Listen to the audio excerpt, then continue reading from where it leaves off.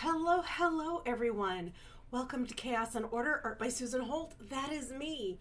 Today I'm doing a special live. I am going through and framing a bunch of my art for the show coming up in September at Shea Cheese in North Phoenix.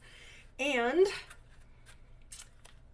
I realize that a lot of people don't know how to kind of professionally frame their own art, or they're afraid to just buy a frame off the shelf and pop their art in it. Oh, I see April is here. Hello. So I wanted to just come on today, show you my process. This is going to take several minutes. So sit back, relax, get comfy, and join me for the ride. Sorry, I'm having allergies today. I have allergies every day, but today I ran out of my nasal spray, so we're just going to have to deal with me clearing my throat. So I am going to flip the phone down to the table where I am working so you can see what I'm doing. I will show you all about putting original art in a frame for a show. Oh, I see Tuta is here. Hello. All right, here we go. If for some reason I don't see your comments or questions as I go, because I will be paying attention to what's on my table instead of the phone. Can you guys see that workspace pretty well? I think you can. Then I will answer your questions after, because I will go back and rewatch this just to make sure I have all the information I want in it. All right, so here is my frame. I have a 9x12 frame, and I ordered this from Jerry's Artorama, and they also have a local store here in Phoenix. When I shop for frames, be it with an art supply store, like Michael's, or, well, Joann's doesn't carry them anymore really, but a big box craft store or an art supply store like Jerry's or Dick Blick or whatever, then I try to get them on sale, because frames can be pretty pricey, and I, like you, don't necessarily love paying a whole bunch of money for frames. I'd rather pay a whole bunch of money for the art. So if you can get it on sale, if you can use a coupon, great, do that. All right. This is my frame. It is 12 by 16 inches, and that is the size for the painting that's going in. This is my painting that's going in. It is called Axolotl, and it is one of my all-time favorites. I love it so much. Oh my gosh. So I have my lovely painting that I'm going to set to the side, and we're going to get started with this frame. Now, I ordered these in bulk, so they come packaged so that they have protection all around them. I do have a glass in there and not plastic. So turn it over. The first thing I'm going to do is take this tag off. This is just something that my brain goes, nope, I don't need that. I'm just going to take it off. This back cardboard piece is going to stay with the frame, and you will see that as I go. So up here, I don't know if you can see that, but up here we have one of these little prong things that generally go in. Let's see if you can see the top here. That generally go in the back to hang your painting from, and I don't use these. Any professional artist does not use these, so we just take it off of the packaging, and I put it over in a little baggie just in case I know someone that uses them for something like one of my friends gets a frame and it didn't come with one, and they don't have the other stuff that I'm going to show you that I use to hang paintings from. Then I just take the corners off. I use my flathead screwdriver to get the staples out so I don't ruin the frame. And then I just take the cardboard off and I put it in my recycle bin. And yes, these do slide right off, but if I take the staple out and I flatten them, I don't have to make as many trips to the recycle bin. I can just put them all in my recycle bin, my recycled trash can that is by my desk. I have a trash can and a recycle bag. And I can take them all out in one fell swoop. And especially when I'm doing lots of paintings like I am right now for the show up at Shea Cheese, then it makes it a lot easier to just carry out the bag. And I use a paper bag, and I try to reuse my paper bags so that I don't... If the paper bag tears, I don't have to worry about taking everything out of it at the recycle bin. I just throw it in when it's time. And as you can see, I'm going around with the corners, and I'm just taking my little nail file and I'm filing off the sharpness. And then there's also some of, this is a composite, it's not wood. But some of the plastic that comes off, because I don't want sharp corners against the wall of whatever venue I'm going to. So I make sure that I am thinking about the venue and the work they do to prepare their space for my art. So I'm going to make sure that I prepare my art for their space as well. Okay. Since we have glass on the front of this and not plastic, I am going to keep the cardboard on. And there's another layer of like their label, their full-size label.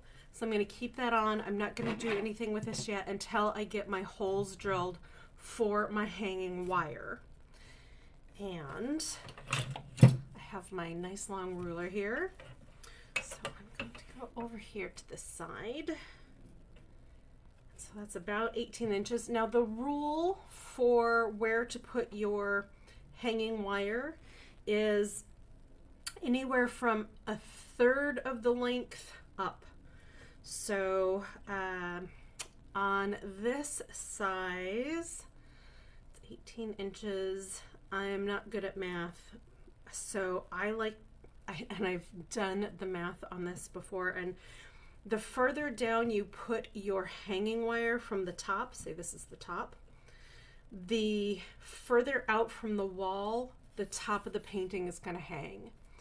You also don't want your hanging wire to be too close to the top, because then you can't get your hand back there to put it on the hook or the nail, whatever you prefer to use as well, especially if you're coming up from the bottom. So you want to make sure that you have enough room to get your hand in from the top and from the bottom if absolutely necessary, because you're not only hanging your art for you, you're not wiring your art for you, you're also wiring your art for the people who come after you who own your art. So on this size, we're at 17.5 inches. I kind of round up to 18. So I like to go about 4.5 inches on this size frame. And again, this is a 12 by 16 frame. So I just go over and I measure, 4.5 inches on both. And if you want to go through and then also measure this way to see what is exactly the center, you absolutely can.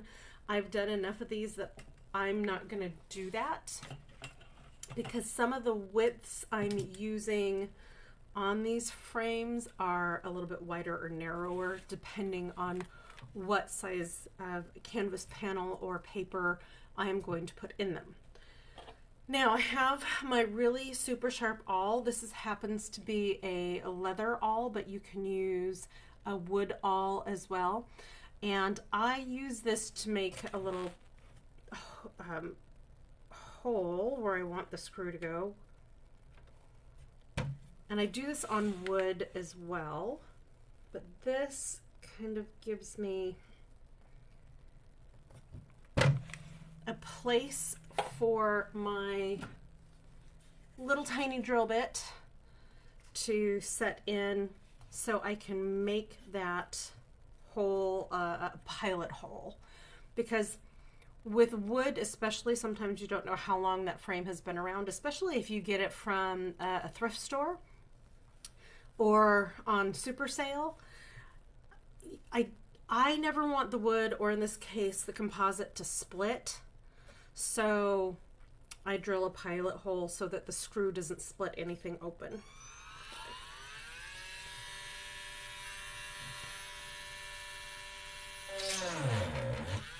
You go straight down and straight up. And I don't go in very far. It's like 1/4 of an inch. Let me get the plastic dust off of here.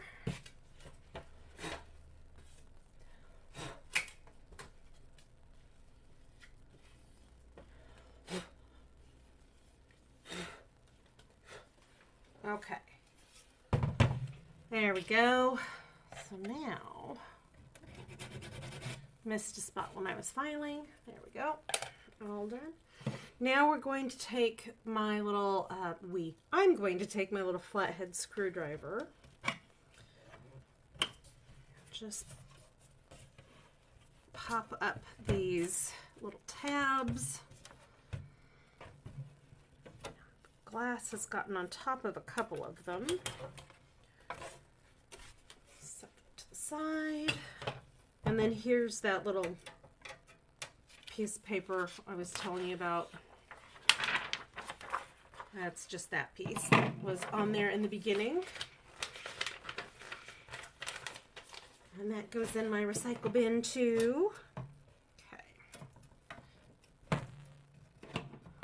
So I have to take this piece of glass out because, and sometimes I don't do this part. A lot of times I'll just leave the glass piece in. Set it off to the side. But there are there's 2 of these in the corner that the glass got put on top of and pushed down. So I'm just going to push those back up.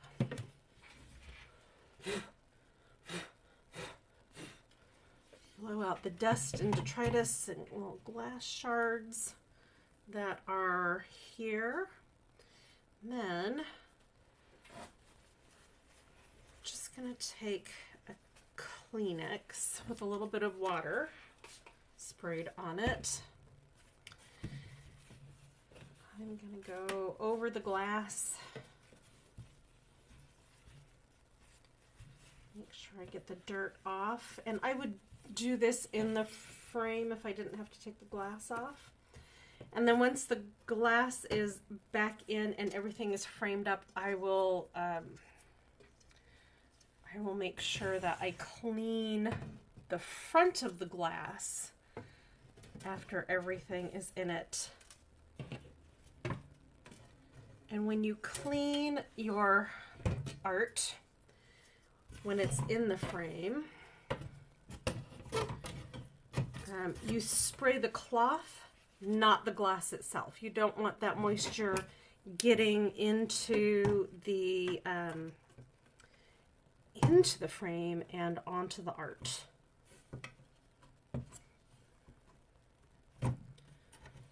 Make sure these are up far enough and are close enough that the glass can slide by.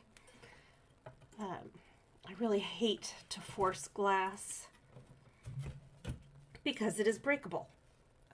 Plastic, you can kind of jiggle it and shimmy it around, but with the glass, you have to really make sure that your space for it is prepared.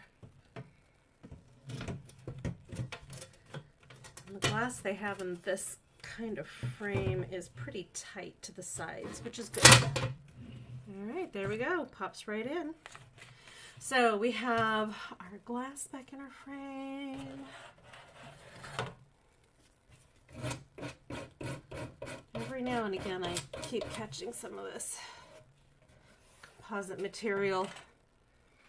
And yes, I did just cut myself. It's okay. This is why I'm not, this is why I don't work with glass on a regular basis, and why I usually don't take it out of the frame. I am a firm believer that the phrase, "it's not a project until you bleed on it," is real. And if I took the glass out of the frame each and every time, I would bleed on that glass each and every time. Okay, so I have my pilot holes drilled on this side, so that's going to be the top. So I'm going to put this piece in with this being the top, and am I going to do that? No, maybe I'll do it this way. I'm going to do it this way. Hold on. This is another thing about artists. You always kind of have to figure out what's the best way to put our art in. I think I'm going to do it this way, with this being the top. And once I get it in the frame, if I hate it, I will fix it.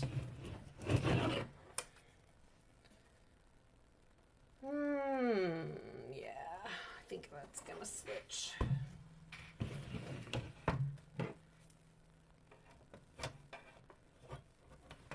So I'm just going to flip it around.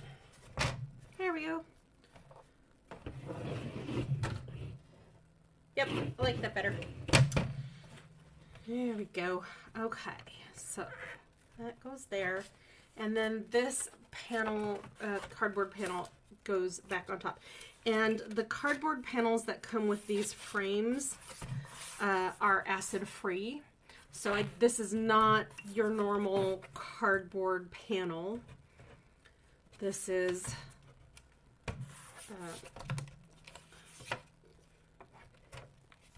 okay to put on your art. What the acid in regular cardboard and regular papers do is if it gets on your art, especially on paper, and canvas pieces, then the acid turns everything yellow and it degrades the art. So that means it destroys it slowly over time, but it does destroy it. So I'm just going to push down here, slide my business card under this prong, and then position and set that prong. And I also tape the business card because I know I'm going to have to put this in the car, and then we're going to have to go for a ride. And we have construction between here and the venue, so I don't want that business card to just pop out. Make sure my business card is in there. And you'll see me working side to side with these little prongs, kind of back and forth, because I don't necessarily want my piece of art to be kind of kitty corner, cattywampus, or off a little bit. Not that there's a lot of wiggle room in this kind of a frame, but there's enough that I can kind of go crosswise and get get it to stay a little bit more centered. Okay, now I'm going to turn this frame around so that these pilot holes are closer to me. And then I'm going to pick out a couple of D-rings and a couple of 1/2-inch wood screws. Now these D-rings, it doesn't necessarily look, I'm saying necessarily a lot today. Oh my goodness, it is the word of the day. It doesn't look like they're too different on either side. However, this side is flat up here towards the actual D-ring. And on this side, it comes up and over the metal of the ring. So I want the flat side to go near or on the bottom to the frame so that these sit flush. Of course, they're gonna pop out a little bit, but the more even I can get them with the frame, the better. So I have my screw in the little screw hole of the D-ring, and I use the D of the D-ring to hold it, and then I can just put it in my little pilot hole, and I use my tiny little hand drill.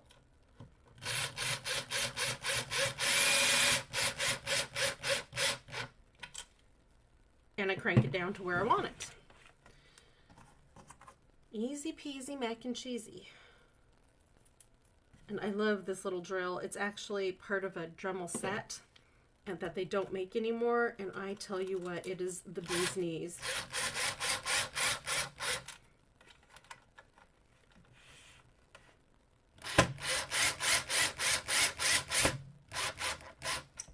Okay. So those are attached.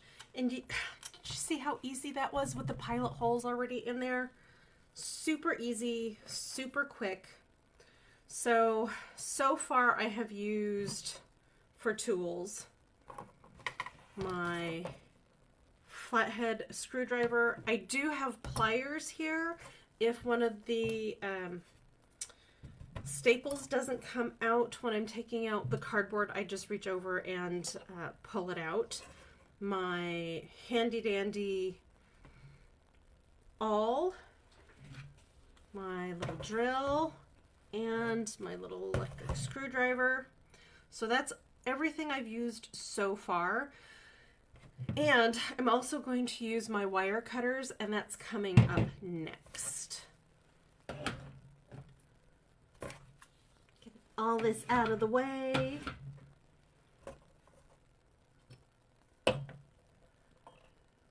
All right, and for our hardware, of course, we've already used the frame, we've used our painting, we've used our little D-rings and our screws. And now we're going to use some hanging wire. I buy this stuff in larger quantities than the art supply store, the craft supply store has. Usually they come in little packages like this. So there we go. And I will tell you, I like the stuff that has the vinyl wrap on it. So it has the wire on the inside, the metal wire on the inside, and then it's coated with vinyl. It makes it so much easier on my hands. It's not even funny. Okay, now I'm going to show you how I measure to get enough wire to wrap around itself so that it is securely fastened, and I will show you how to wrap so that it is not likely to come apart. So I'm going to take my wire, I'm going to pull some out. I think it's going to be long enough, maybe one more. Okay, that big roll over there. And then, so we're going this way, right? But this, I know, is not going to be enough wire. so that I can fold over the ends and then wrap the ends. So I go this way. I go lengthwise, and then I go, depending on the size of the frame. For small frames, like an inch over on one end. For frames like this, I'll go 1.5 inches, 2 inches on either end, or on both ends, and then snip. I always give myself a little bit extra wire because on something like this, I'd rather have too much wire than not enough wire. So now I take my wire, put my ends together, and I just pull. And this gives me a smaller bend here at the top. I kind of kink these out and up a little bit because with my D-rings, I can just pop those ends up through. And yes, I am a little bit ambidextrous, so that does help. And I'm going to hold the ends with one hand and then make sure I can pull this up. And I want this, I don't want this wire to be close to this bar. I mean, I don't want it to be inches and inches away, but I want it to have maybe 1 inch from the top bar. Then I just pinch that corner, pinch the wire on that side, and I move, I pull under, the wire goes under, the end of the wire goes under, and the end of the wire goes under on this side. And now we're going to start the wrap. I'm going to move the camera closer to the wires here so you can see what I'm doing. Okay, I think that's in a good spot. Yes, all right. So I take my, this is on my right side. So I'm going to take my left hand and I'm going to pull a little bit on the wire that goes from D-ring to D-ring. Then I take the end of the wire in my right hand, and this wire has already gone, the end of the wire has already gone under the wire that goes over to the other D-ring. So I have wire wrapped a lot of jewelry in my life, and I know that the tighter the spiral wrap is with the spirals next to each other, the stronger it is. Okay? So I don't want to wrap this like this. That's going to do nothing. Your painting is not going to be secure. Okay? So I'm going to make sure that I wrap this as close together as I possibly can. And I can use my hand pulling this wire back and forth to make adjustments. I don't want this wrap to go over the last wrap. I want it to go right next to the wrap. That is what gives it strength. That is what makes your painting secure on the wall. Okay. So just going over and under and making sure my wire is wrapped beautifully. And if you get 5 wraps, no matter what size your wire is, what weight your wire can carry, that is good enough. When I hit the 5 mark, I quit counting, but then I just keep wrapping. With wire that does not have this vinyl coating on it, excuse me, I will trim up the ends because they kind of get splayed. So I'll just come in with my trimmers and trim that up. But with the vinyl wrapped wire, I will take my pliers and I will just,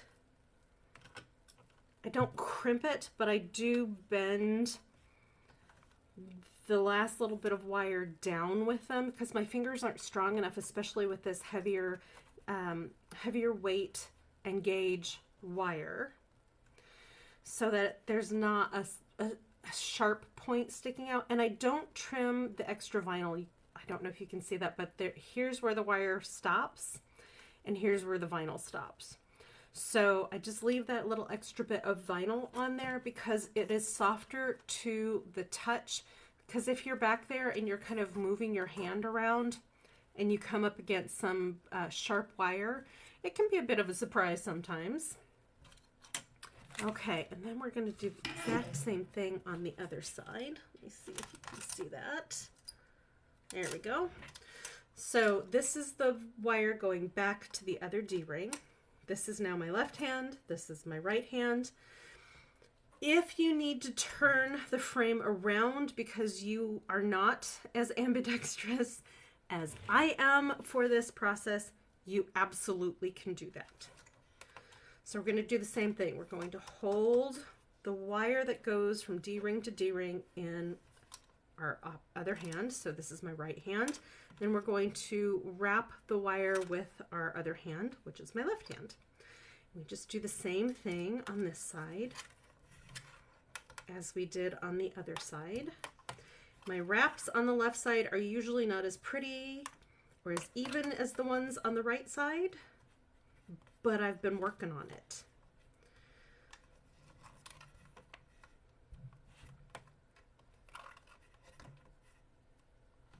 This side takes me a little bit more concentration.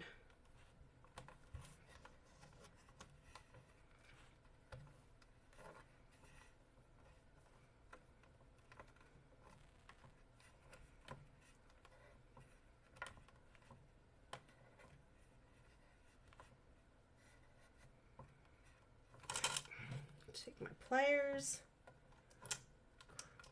put that side down, and then I do this little pull test.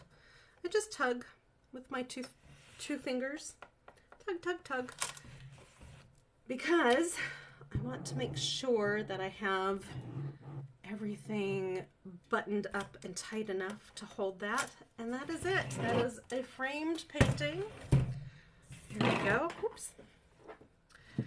So this is the top, this is the bottom, this is axolotl, the painting framed, and then now that it is in its frame, I will go back before the show, and when I'm hanging these, I'll take my glass cleaner with me and I'll clean the top, because I don't want to clean them, top the glass. I don't want to clean them before I get them to the venue, because I live in the desert and we have a lot of dirt here. So, all right, that is how I frame my art on canvas panel and on paper. Oh, I see Corey joined us, Shar joined us, and Marilyn joined us. Hello, hello, welcome, welcome. So I hope this helps you frame some of your own art pieces that may have been stuck in a drawer for a while at your house, and I hope it makes it less scary for you to frame your own art. And if you have any questions, go ahead and pop them down in the comments for me, and I will let you know the answer as soon as I see your question. But that's going to do it for me today. Thank you for joining me on a special live, and I hope this helps. I'll talk to you later. Bye, everyone.